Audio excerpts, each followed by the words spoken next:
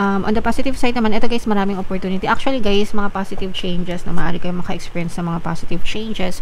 Ito mga positive changes na to guys, kasi merong mga dadating sa inyo na mga magagandang opportunity. Ito magagandang opportunity na to guys, part of your dreams yan, no? Kumbaga bahagi yan ng mga pangarap mo, susi or daan. Guys, landas, daan, para maabot mo yung mga dreams mo, yung mga pangarap mo sa buhay. So kung ano may mga dreams mo, nagsisimula ng malatag yung mga opportunities na para sa inyo. And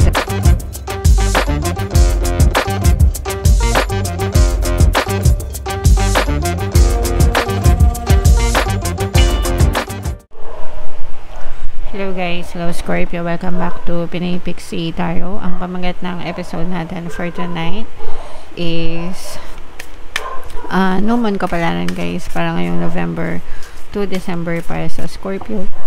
Excuse me, Sun, Moon, Rising, Sign, and Venus. So, yung ating no moon guys, wow. Yung ating no moon ngayong November ay sa November 19, mga kapiksi. Tapos yung next na no moon naman natin ay sa December 19, mga kapiksi. So, ang reading na to ay para sa period na yan. So, ito yung moon message sa inyo guys. Grabe, unang-una pa lang, prosperity agad, no? Prosperity lies ahead. Ibig sabihin nito, pagpapala, kasaganaan, yung nag-aantay sa inyo, nakaabang sa inyo ngayong new moon season. So, i-mind nyo na yan guys, sa comment section. Mind prosperity, mind kasaganaan, mind pagpapala. Always kayong mag-affirm guys, no? Palagi ko kayong ina-encourage sa mga videos natin. Money affirmations guys, money come to me.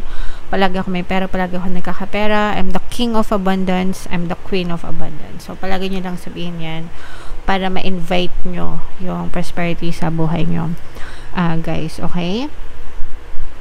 Attune to the moon, get or give a massage. Healthy body, healthy mind. And likewise guys, healthy mind, healthy body. So yung prosperity guys, hindi lang yan sa kaperahan. Kailangan masagana din yung ating kalusugan, di ba? Kumbaga, bigyan nyo rin ng pansin yung kalusugan nyo, mga kapiksi. Sabi ko nga, healthy body, healthy mind, healthy mind, healthy body. So, alagaan, enough diet, enough exercise, enough sleep, at saka yung mindset. Kailangan positive palagi, no? Pakainin nyo ng positibong mental diet yung inyong pag-iisip, mga kapiksi. Additional meaning nitong card na to guys, ito napakaganda. You will soon be able to afford the thing you're dreaming of. So kung meron kayong gustong bilhin guys, afford na afford yan, especially ngayon guys, no, na syempre no moon season. Ito yung season, yung no moon season natin ngayon guys, pasok na pasok yan sa sa bonus nyo. Yung mga kapiksi nating empleyado, no, syempre mapapasana all na lang tayo. Sana all may bonus, di ba? So, sa mga kapiksi natin na may bonus, talagang kayang-kaya nyong bilhin kung ano man yung mga gusto nyong bilhin, mga kapiksi. Okay? And that's fine. Pinaghirapan nyo yan for the whole year. Gastusin nyo kung saan nyo gustong gastusin. Deserve nyo naman yan. And besides, pera lang yan. Pwede nyo siyang kitain ulit, mga kapiksi. Getting clear on what you value most will help you find peace. Kung malinaw sa isip mo kung ano yung gusto mo, mga kapiksi, di ba? Madaling-madali lang yung mga bagay sa inyo. At saka peaceful ka, guys, kapag nandun ka sa tamang direction ng buhay mo. Okay?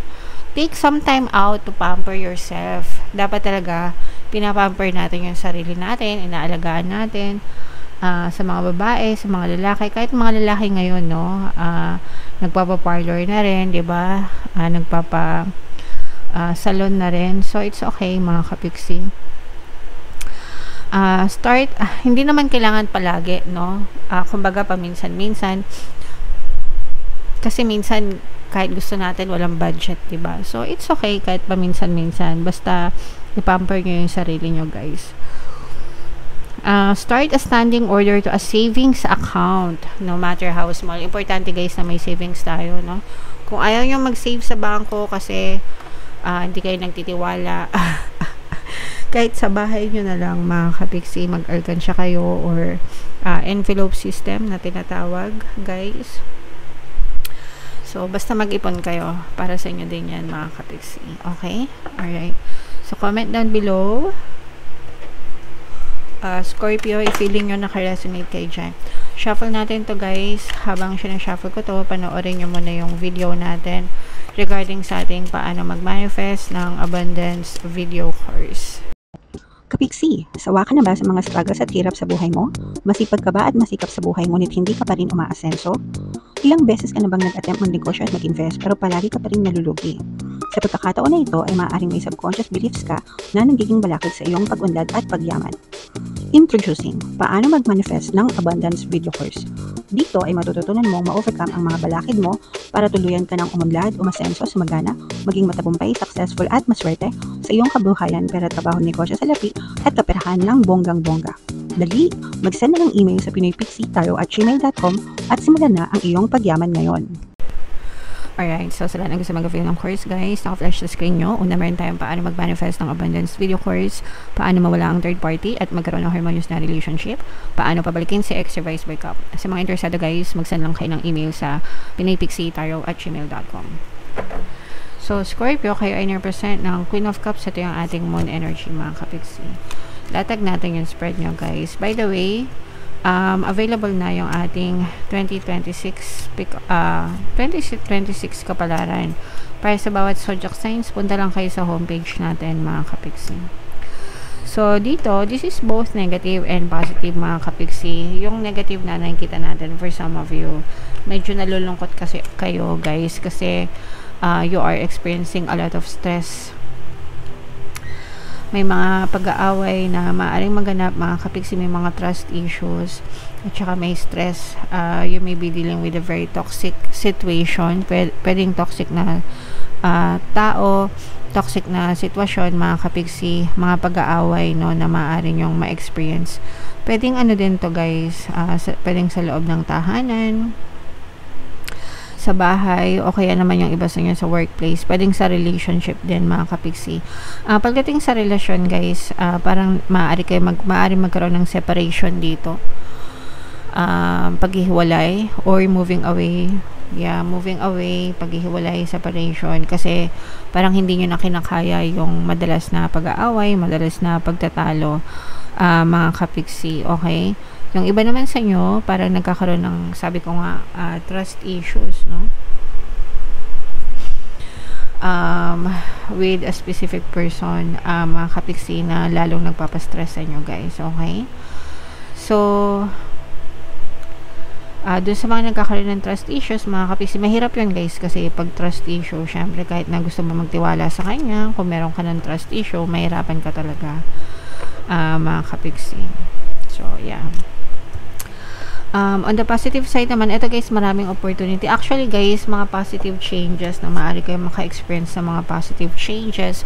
Ito mga positive changes na to guys, kasi merong mga dadating sa inyo na mga magagandang opportunity. Itong magagandang opportunity na to guys, part of your dreams yan, no? Kumbaga bahagi yan ng mga pangarap mo, susi or daan. Guys, landas, daan, para maabot mo yung mga dreams mo, yung mga pangarap mo sa buhay. So, kung ano may yung mga dreams mo, nagsisimula ng malatag yung mga opportunities na para sa inyo, and magdadala ito ng mga positive changes sa iyo. So, wag kayong susuka sa mga pangarap nyo sa buhay, guys. Basta magdasal lang kayo, basta magsikap kayo, and you show up for yourself every day, mga kapiksi, talaga hanggang sa maabot nyo yung mga pangarap nyo sa buhay. Okay? So, yan, i-mind nyo na yung positive changes, mga pangarap sa buhay, mga opportunities, no? Ito nga, maaari yung magdala sa inyo ng prosperity, mga kapiksi, no? Yung mga positive changes na yan, guys. Okay? Alright. So, what else? Tingnan pa natin, mga kapiksi. Yung iba sa inyo, may mga pinaplano kayo, maaaring ma-push. Yung mga plano nyo, guys, maaaring magkaroon ng parang unti-unti na kayong gumagalaw sa mga pinaplano nyo. Pero yung iba sa inyo, parang tinitimbang nyo pa yung mga desisyon, yung mga pros and cons, especially guys sa mga nagnenegosyo. Yung iba kasi guys, parang plano nyo magnegosyo, especially kapag nakuha nyo na yung mga 13th month nyo, no? Or bonus nyo, ganyan. kapag pumaldo kayo sa December, parang yung iba, nag-iisip na magnegosyo, mag-business, nagpaplano. Pero hanggang plano pa lang guys, kasi tinitimbang nyo pa rin yung mga pros and cons. And okay lang yan guys, take your time, magmadali, pag-isipan mabuti. Ang maganda dito guys, maraming resources sa paligid nyo na maaari kayong mapagkuhanan at saka maaring tumulong sa inyo. Hindi lang sa hindi lang in terms of money guys, pero yung mga willing na magbigay ng advice sa inyo, parang mga suppliers na magbibigay ng mga malalaking discount if ever man na sa kanila kayo kukuha ng mga produkto, yung mga ganun guys. Pero nararamdaman natin na maaari pa rin mag-grow kayo, mga kapiksi, if ever man na i-push nyo yung mga plano nyo sa pagnanegosyo guys. Hindi kayo mahirapan kasi may mga taong handang tumulong sa inyo. Magiging magiging bahagi sila ng growth nyo. May contribution sila, mga kapiksi. Okay? So, eto prosperity lies ahead. Prosperity lies ahead mga kapiksi. Ibig sabihin talagang nag-aantay kasaganaan sa inyo kapag pinush nyo ito mga plano nyo sa buhay guys. Okay? Alright. So yeah, comment down below, Scorpio, if feeling nyo naka-resonate kayo, and lahat ng mga magaganda, i-mind nyo na sa comment section. Ito guys yung ating 2026 kapalaran, panoorin nyo na. Ito naman yung ating success stories ng paano mag-manifest ng abundance video course. Click here to subscribe guys. Thank you for liking, sharing, and subscribing. See you next time. I love you all. Have a nice day. Bye-bye.